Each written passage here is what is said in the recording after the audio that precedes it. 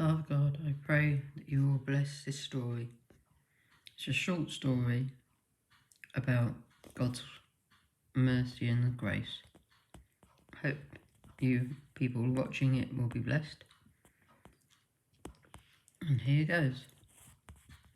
News of him, Jesus, spread like wildfire, and people were coming from all different directions to see this man called Jesus, who was doing and saying such wonderful things.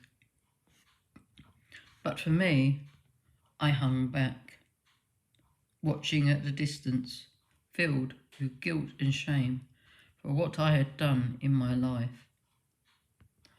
I wanted to run away and hide with every inch of my body, but something held me there, rooted to the spot, listening to this man called Jesus and the words that he said. Words were amazing, and for a minute I actually believed that he could give me a new start, take away the guilt and shame and fear. But then a strange man came up to me and sneered. Ha! Do you really think this holy, righteous man would do anything for you? You are just too ugly and too wrapped up in yourself, full of guilt and shame. So, with a heavy heart, being condemned to live a life of bitterness and hate, I turned away with tears filling my eyes. But as I walked away, I felt like I was being watched. At first, I ignored the feeling, but every second the urge to turn round got stronger, and finally curiosity got me, and I turned round. As I turned around, my body seemed to fill with electricity, and there, looking at me, was Jesus. Our eyes locked, and we stood for what seemed like an eternity.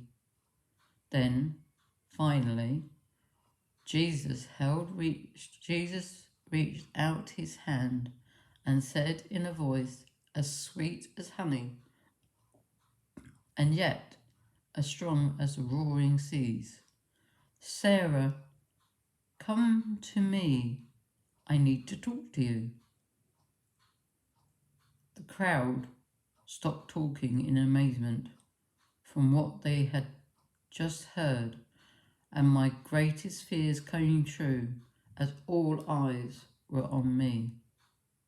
They knew who I was and what my life had become, and again I felt like running, but something in his eyes comforted and beckoned me. So with legs shaking, I stepped forward towards the man, and it seemed every strength I took, my legs were strengthened, and so was my determination. Within seconds, I was standing face to face with this gentle, grace-filled man. He took my hand, and suddenly I felt like streams of water flooded my body, washing away my past, my shame and my guilt. Then another feeling rushed through me, a warmth that felt I was wrapped in a blanket on a cold winter's day. Suddenly, the tears that I had held back for all these years flowed in an endless flowing stream. Then, when that had finished, there was an immense and inconsumable joy filling my whole body. At the time, Jesus had never spoken a word, but his awesome power had passed through my body, washing me of my past and filling me with joy. But then he spoke. My child, I love you. I have waited so long for you. I have sought you out, followed and led you to this moment. I know who you are and what you have done in your life. And this very moment, I have taken your past and made you a new creation. You now are alive in me. I have given you my love and my joy. And now, my child, I have given you a new heart, filled with compassion, to go and tell others about my love and what I have just done for you. The crowd shook their head in disbelief, but I did not care, because I knew that I was alive in my body now, and they didn't scare me anymore. Then came the hug that I had dreamed of for many years and years, the hug that rang out love, forgiveness, acceptance, joy, hope, and peace. Wow, wow, wow. Then Jesus let me go, smiled at me. It was a smile that said 1,000 words. As he walked away to minister to the crowd, he walked away from me.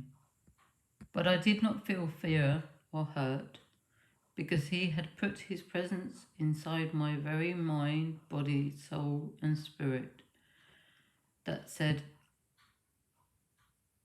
as I walk with you, before you, know me, I will walk with you now that you are surrendered to me. I will never leave you nor forsake you. Your prayers are but a heartbeat away from me.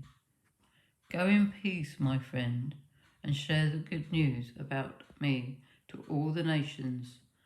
So I left and served my Lord, and he can do the same for you, if you will just turn around and listen to his matchless voice. The choice is yours, my friend. Amen. Wow. Do you ever long for that touch for God? I know I do. I hope that story blesses you, and I pray that your heart may be open to what the Lord is doing in your life, and that you may be filled with God's peace and forgiveness and strength and mercy. Amen.